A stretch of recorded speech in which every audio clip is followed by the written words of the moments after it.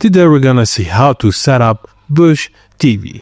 Firstly, carefully remove the TV and all accessories from the packaging.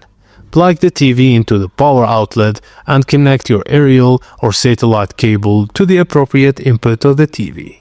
Turn on the TV using power button and follow the on-screen prompts to select your language, country, and tune channels.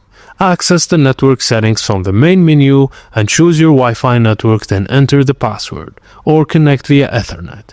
Check for any available software updates in the settings menu to ensure optimal performance.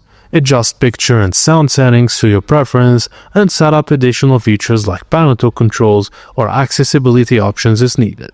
For detailed instructions specific to your model, refer to the user manual provided with your TV. If you need further assistance, visit the Bush product support page. And that's it, guys. Thank you for watching, and please don't forget to like and subscribe for more.